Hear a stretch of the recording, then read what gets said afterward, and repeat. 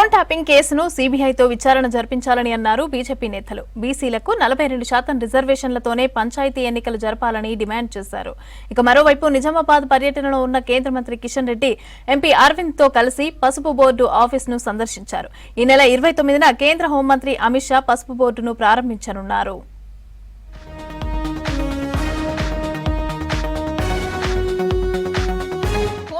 Case సీబీఐకి అప్పగించాలని మరోసారి demand చేశారు బీజేపీ స్టేట్ చీఫ్ కేంద్ర మంత్రి కిషన్ రెడ్డి. గత సర్కార్ దుర్మార్గంగా వ్యవహరించి వ్యక్తుల ప్రైవేట్ సంభాషణలను విన్నదని ఫైర్ అయ్యారు. సీఎం రేవంత్ రెడ్డి బీఆర్ఎస్ తో కుమ్మక్కు కాకుంటే సీబీఐకి కేసు బదలాయించాలని డిమాండ్ చేశారు కిషన్ రెడ్డి. ఒక రాజకీయ నాయకులే కాదు, వ్యాపారస్తులు, సినిమా నటులు, నటీమణులు, అదేవిధంగా అనేక మంది ప్రముఖులు, అన్ని వర్గాలకు సంబంధించినటువంటి అన్ని రకాల బ్లాక్మెయిలింగ్ గతంలో ఉన్నటువంటి ప్రభుత్వం చేసింది. అందుకే మాకు మొదటి నుంచి కూడా కాంగ్రెస్ పార్టీ మీద అనుమానం ఉంది. కాంగ్రెస్ పార్టీ ప్రతిపక్షంలో ఉన్నప్పుడు చెప్పినటువంటి మాట ప్రకారం సిబిఐకి ఇస్తుందా లేదా అనేటువంటి అనుమానంతో మాకున్నది కాబట్టి మేము హైకోర్టుకి వెళ్ళాము. కాబట్టి ఇప్పటికైనా కూడా మరి సిబిఐ దర్యాప్తు జరగాలని భారతీయ జనతా పార్టీ కోరుకుంటుంది. నిజామాబాద్ పసుపు రైతుల సుదీర్ఘ కలను నెరవేర్చామని అన్నారు కిషన్ రెడ్డి.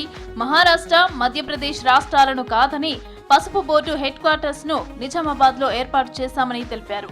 ఎంపీ అరవింద్ కృషితోనే ప్రధాని మోదీ జిల్లాకు బోర్డును ప్రకటించారని అన్నారు. నిజామాబాద్ జిల్లా కేంద్రంలోని పసుపు బోర్డు కార్యాలయాన్ని ఎంపీ అరవింద్ తో కలిసి సందర్శించారు. ఈ నెల 29న కేంద్ర హోంమంత్రి అమిత్ షా ఆఫీసును ప్రారంభిస్తున్నారన్నారు.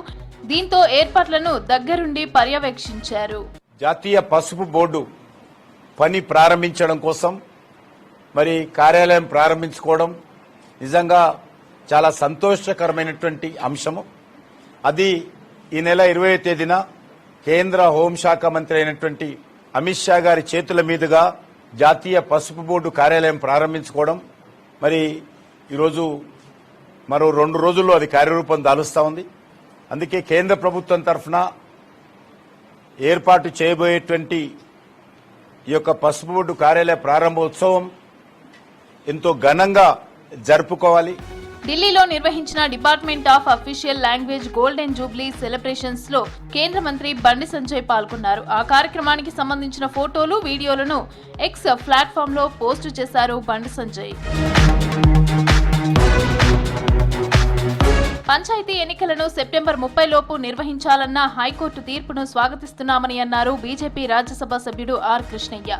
కాంగ్రెస్ పార్టీ హామీ ప్రకారం బీసీలకు 42% రిజర్వేషన్లతోనే ఎన్నికలు జరపాలని డిమాండ్ చేశారు. బీసీ రిజర్వేషన్లకు కిషన్ రెడ్డి ఇప్పటికే మద్దతు తెలిపారని అన్నారు. కేంద్రం 9వ షెడ్యూల్లో చేర్చడం లేదని తప్పించుకోవద్దన్నారు కృష్ణయ్య. రిజర్వేషన్లకు బీజేపీ అధ్యక్షుడు కిషన్ రెడ్డి గారు ఎప్పుడో మద్దతు ప్రకటించారు.